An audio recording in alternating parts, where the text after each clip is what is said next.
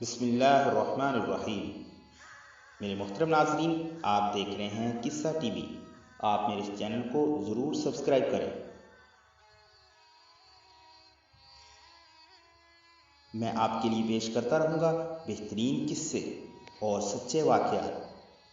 یہ واقعات اس شخص کا ہے جس کی موت پر کافر بھی روئے۔ محمد بن معبد کا بیان ہے کہ میں شاہ روم کے پاس گیا تو اسے نہایت غمگین صورت بنائے زمین پر بیٹھے ہوئے پایا۔ میں نے پوچھا، آپ کا کیا حال ہے؟ بادشاہ بولا، کیا تمہیں معلوم نہیں کہ کیا ہوا ہے؟ میں نے پوچھا، فرمائیے کیا ہوا ہے؟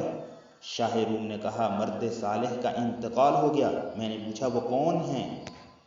بولا، امیر المؤمنین عمر بن عبدالعزیز رحمۃ اللہ۔ تھوڑی دیر چپ رہ کر بولا، اگر عیسیٰ علیہ السلام کے بعد کوئی شخص مردوں کو زندہ کر سکتا تھا تو وہ عمر بن عبدالعزیز رحمۃ اللہ ہی تھے۔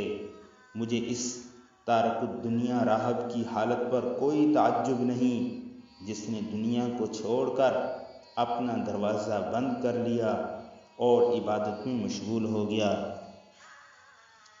مجھے تو تعجب اس شخص پر ہے جس کے قدموں کے نیچے دنیا تھی لیکن اس نے اسے پامال کر کے راہبانہ زندگی اختیار کی۔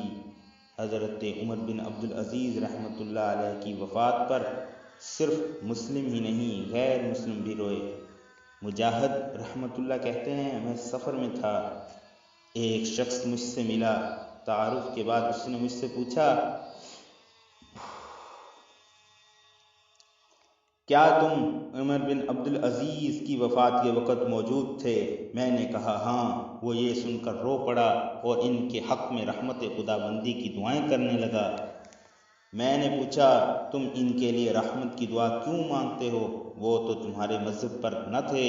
اس پر اس نے جواب دیا، میں عمر کو نہیں روتا، میں تو اس روشنی پر روتا ہوں جو زمین پر تھی اور اب بجھ چکی ہے۔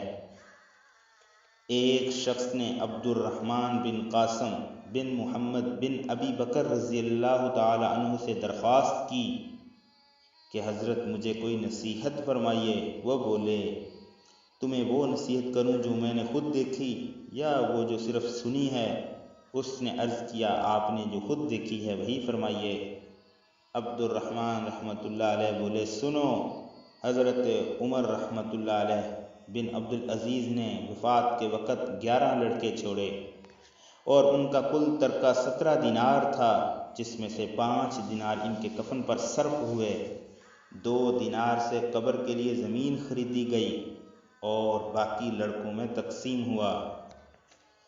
ہر لڑکے کے حصے میں 19 درہم تقریباً 5 پاکستانی روپے آئے۔ حشام بن عبد الملک بھی 11 لڑکے چھوڑ کر مرا، جن میں سے ہر ایک کو 10 لاکھ درہم ملے، لیکن میں نے عمر رحمۃ اللہ علیہ بن عبدالعزیز کے ایک لڑکے کو دیکھا کہ اس نے ایک دن میں 100 گھوڑے جہاد کے لیے خدا کے لیے، اور حشام کے لڑکے کو مسجد کے باہر لوگوں سے بھیک مانگتے دیکھا۔ تو اس لیے میرے محترم ناظرین، اس واقعے سے ہم یہ اندازہ لگا سکتے ہیں کہ زندگی عمل سے بنتی ہے، جنت اور جہنم کا فیصلہ عمل کرتا ہے کہ ہمارا عمل کیسا ہے۔ عمر بن عبدالعزیز رحمۃ اللہ نے اپنے بیٹوں کو ایمان سکھایا تھا، ان کے لیے دولت تو نہیں چھوڑی لیکن ان کے لیے ایمان ضرور ان کا بنایا۔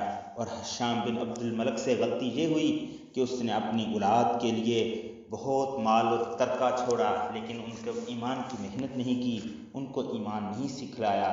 اللہ تعالیٰ ہمیں ایمان والی زندگی اور ایمان پر موت نصیب فرمائے۔